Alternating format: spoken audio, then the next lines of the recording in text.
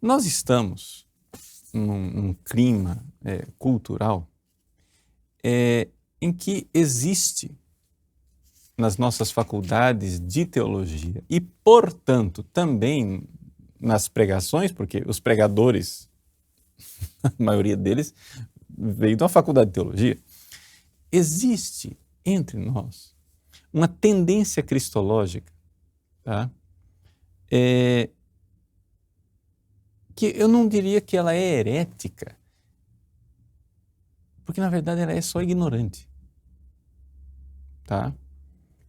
Que nós poderíamos chamar de quenotismo. O que é o quenotismo? Deixa eu explicar. É o seguinte, está aqui na carta de São Paulo aos Filipenses. Todo mundo que estuda cristologia já viu esse hino do segundo capítulo de Filipenses. Ele está falando de Jesus. Existindo em forma divina, a palavra morfé aqui quer dizer a natureza divina, tá?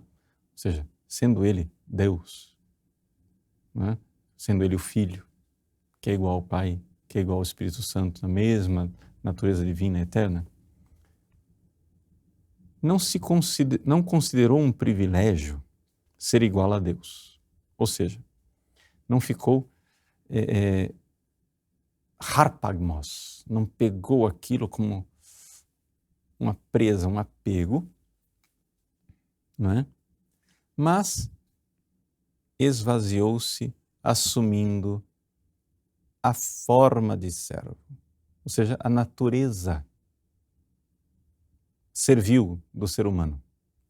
Ele esvaziou-se, e o que está aqui no original grego é ekenosen. Ekenosen quer dizer se esvaziou. Kenos quer dizer vazio, vão, vazio, né? Então aqui, essa realidade kenótica, ou seja, a ideia que as pessoas... Isso daqui, gente, isso é poesia, é um hino. São Paulo está fazendo poesia. O problema é que as pessoas não param para pensar e pensam o seguinte absurdo. Isto é um absurdo, tá? Que o Filho de Deus é Deus e aí ele se esvaziou, se fazendo homem, quer dizer o seguinte, ele foi deixando de ser Deus e virou homem. Pá! Isso é absurdo. Deus é imutável, não pode acontecer isso. São Paulo está usando metáfora, não é? Agora, você não sabe ler um hino, você lê ao pé da letra, eu só posso lamentar a sua falta de cultura, né, literária. Quando você pega uma poesia e lê a poesia como se fosse um manual de matemática, de física, de geografia, de geologia, entendeu? Ou seja, você pega assim, vamos estudar geografia do Brasil. Aí você encontra o hino nacional deitado eternamente em berço esplêndido. Nossa, o Brasil está deitado.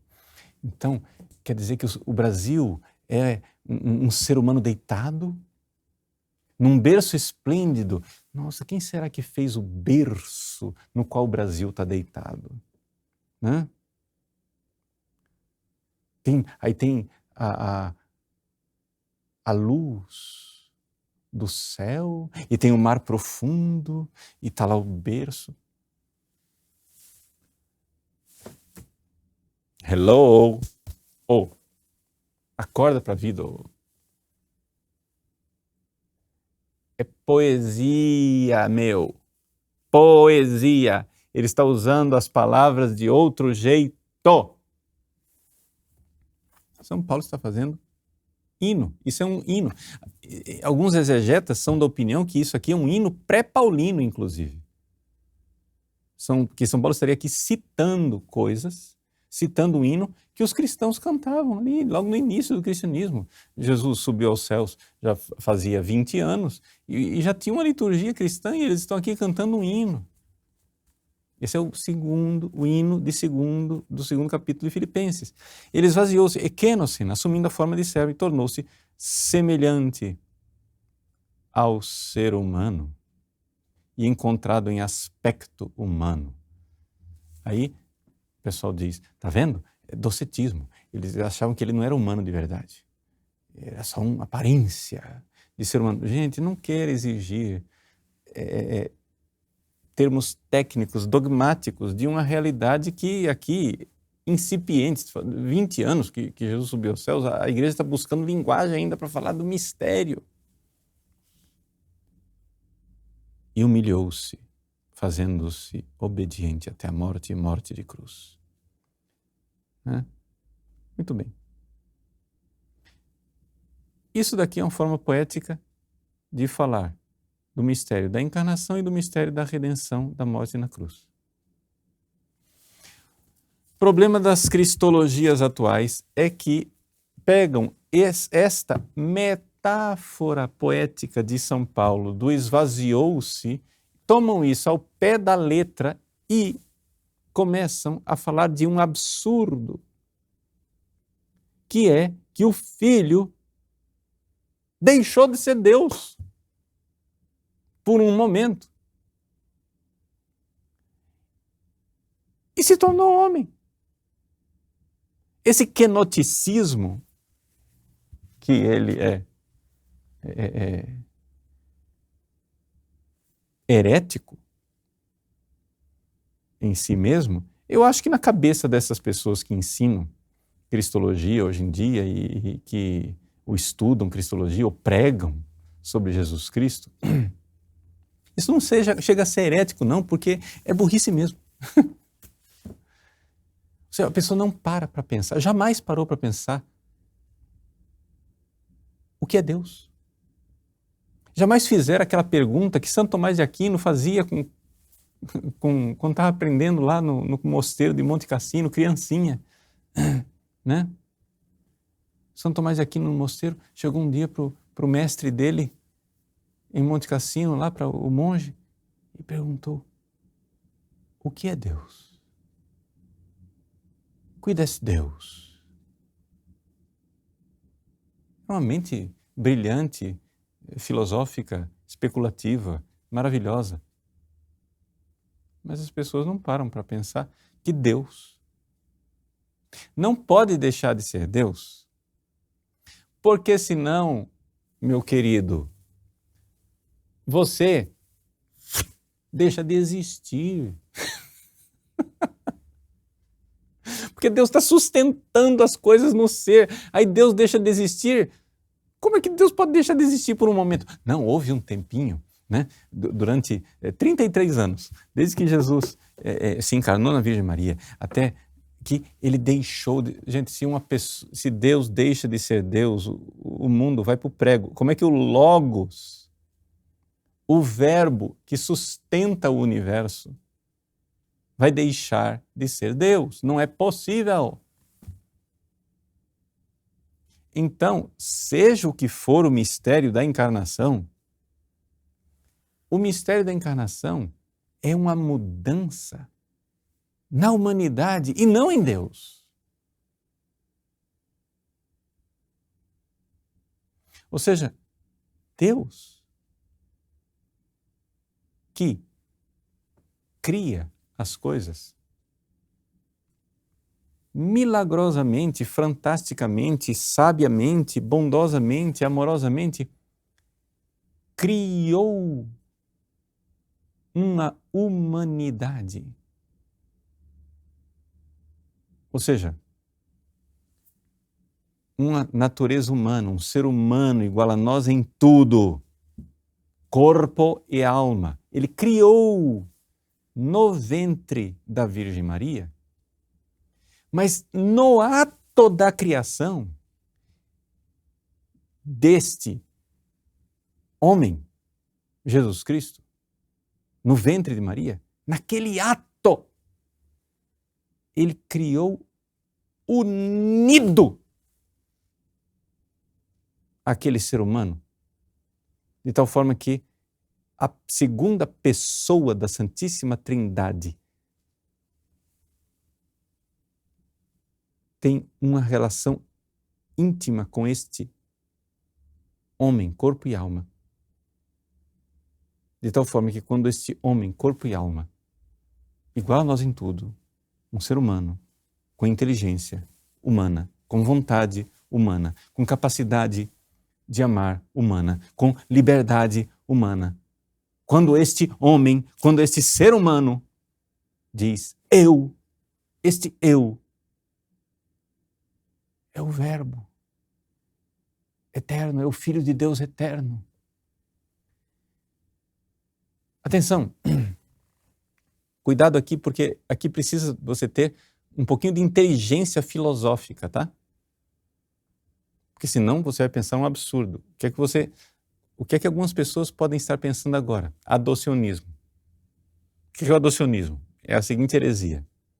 Existe um ser humano, corpo e alma, Jesus Cristo.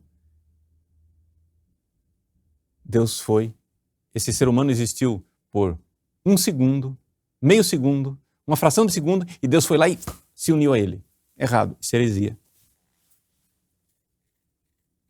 Ou seja, que existe um ser humano e Deus o adotou e se uniu a ele. Isto é adocionismo. Não.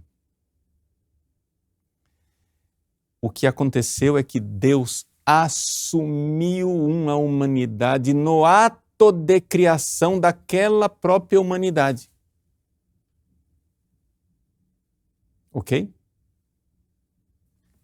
O verbo assumir, ele é bastante eficaz para você entender isso. Deus assumiu uma humanidade, Deus assumiu uma natureza humana, corpo e alma, e se uniu na pessoa do Filho. Então aqui está a realidade da encarnação. É difícil. Você vai dizer, mas padre, está muito difícil, confuso. Ótimo. Se você está com dificuldade de imaginar, ótimo. Sabe por quê? Porque isso não é imaginável. E aqui que está a dificuldade da gente ensinar verdadeira cristologia para as pessoas. Sabe por quê? Porque as pessoas não estão acostumadas a um pensamento abstrato. Deixa eu dizer para você com clareza. É o seguinte. Os animais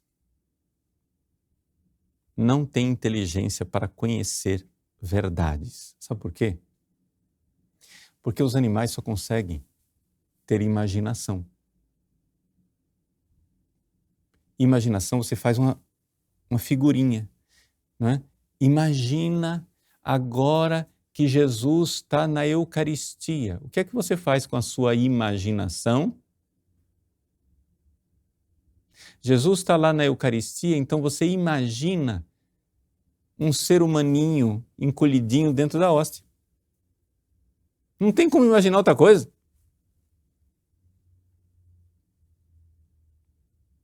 É evidente. Por quê? Porque você está pensando como um animal. O animal só consegue fazer isso, imaginar. Mas eu estou convidando você nesse curso a sair do pensamento puramente animal e vir para verdades. Então a primeira coisa que você tem que fazer para entender o que eu estou falando é parar de querer imaginar e pegar só o conceito. Você imaginou, errou. Se você, por exemplo, Jesus está presente na hóstia. Aí você diz, ah tá, agora imagina, eu vou partir a hóstia e ele está completo de um lado e completo do outro. Ah, são dois Jesuses. Não.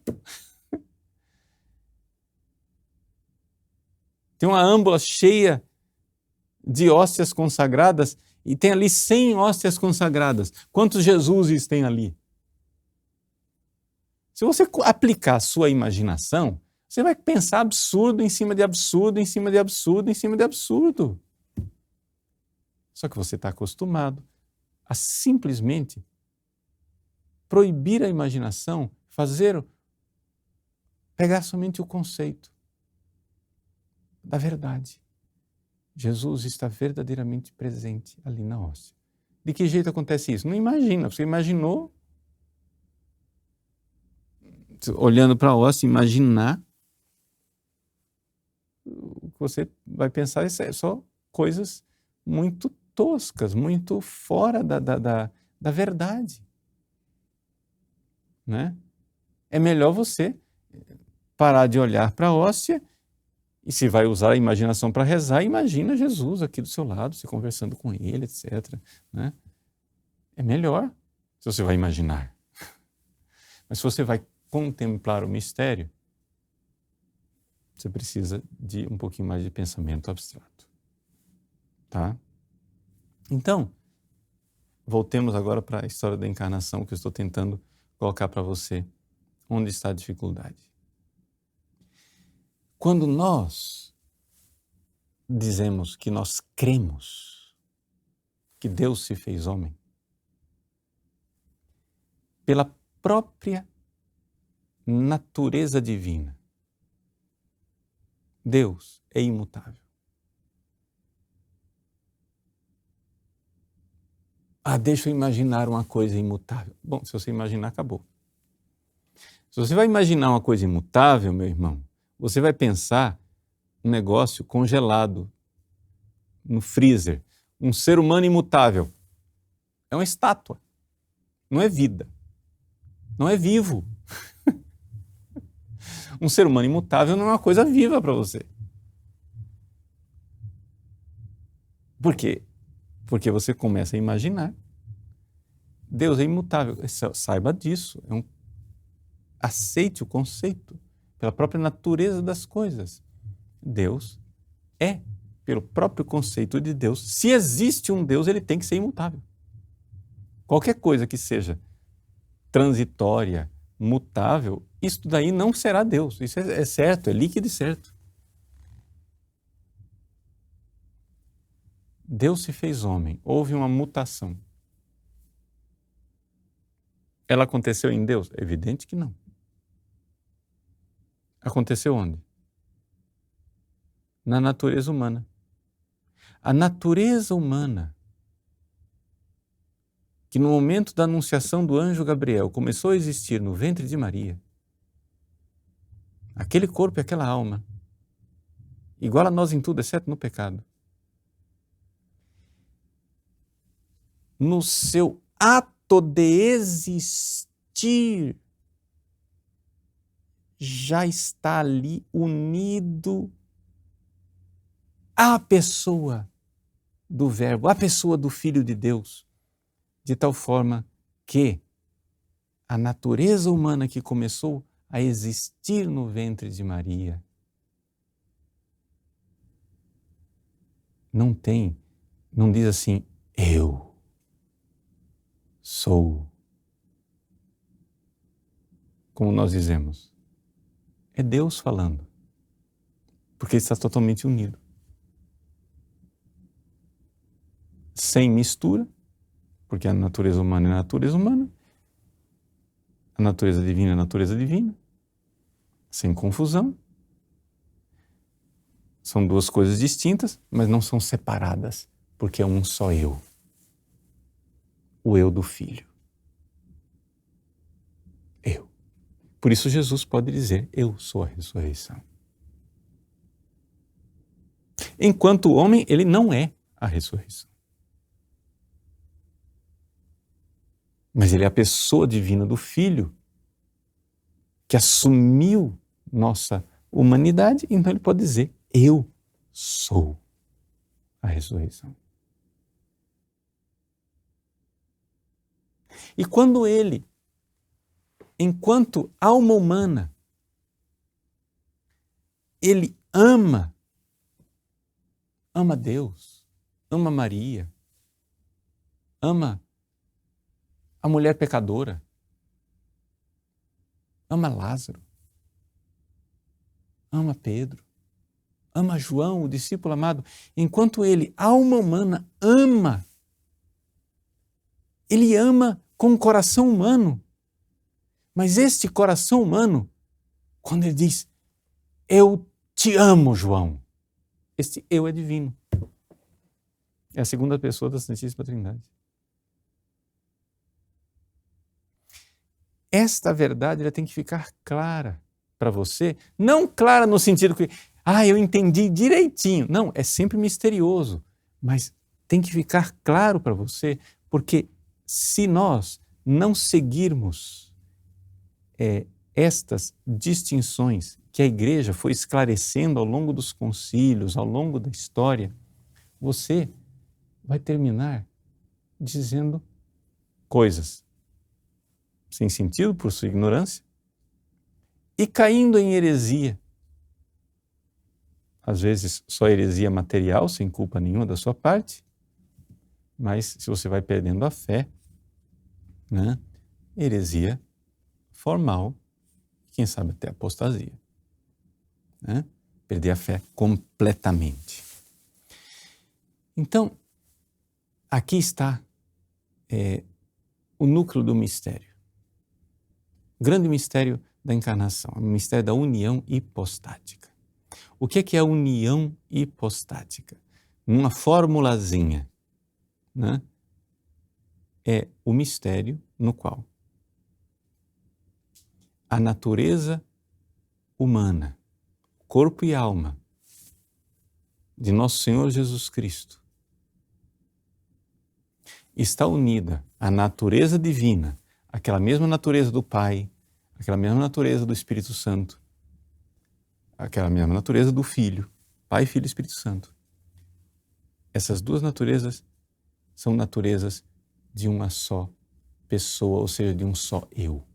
Antes da Igreja Católica formular essas palavras, os filósofos não viam distinção nenhuma entre natureza humana e pessoa humana. É mais ou menos como você está aí na sua cabeça. Natureza humana é uma pessoa humana. Né? Ou seja, se tem um ser humano, tem uma pessoa humana. Natureza aqui não sei aquilo que faz o ser, né, próprio daquilo que é humano. O que é que faz com que...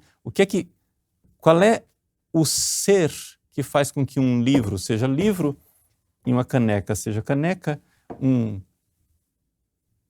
cachorrinho seja um cachorrinho, e um ser humano seja um ser humano, e um anjo seja um anjo? Existe alguma coisa ali no ser das coisas, não tem? Isso que nós chamamos de natureza.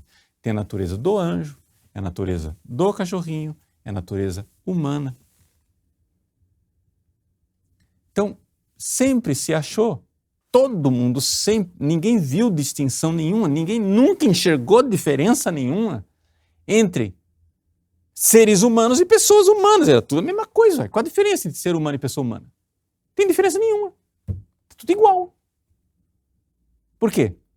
Porque Pedro é um ser humano. Aí quando ele diz, eu estou com sede, quem que está dizendo eu? É uma pessoa humana. Era tudo igual. Natureza humana e pessoa humana, era tudo igual. Só que diante do mistério de Jesus, a Igreja, que crê desde sempre, ela foi enxergando de forma cada vez mais clara que são duas coisas diferentes. De tal forma que levou 4 séculos para a Igreja elaborar uma distinção linguística. E foi somente no Concílio de Calcedônia, em 451, que finalmente se estabeleceu uma linguagem. Esta linguagem, gente, ela é uma linguagem canônica, é uma linguagem obrigatória. Ela não é a linguagem do Padre Paulo, ela é a linguagem do magistério da Igreja. Na linguagem do magistério da Igreja, quando você tem um ser humano, ou seja, uma natureza humana, você vê claramente que aquela realidade não é um anjo, não é um macaco, não é um cachorro, não é um gato, é um ser humano, é uma natureza humana. Muito bem, essa é a natureza humana. na linguagem da igreja, isto é que faz com que aquela realidade seja um ser humano, chama-se natureza. O que é natureza? Mas, meditando sobre Jesus, a gente foi vendo que não tem só o que é, tem também quem é.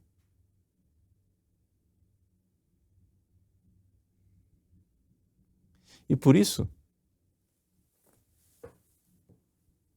eu olho para você e pergunto, o que é isso? Ah, é um ser humano. Ou seja, uma natureza humana. Mas se eu pergunto, quem é? Eu não estou perguntando pela natureza. Eu estou perguntando pelo eu, pela identidade. Quem és? Eu sou Gabriel, enviado por Deus. Esse é um eu angélico. Uma pessoa angélica. É um anjo. Quem é? Eu sou Pedro, pescador da Galileia. Tenho uma empresa junto com meu irmão André. Isso é uma pessoa humana.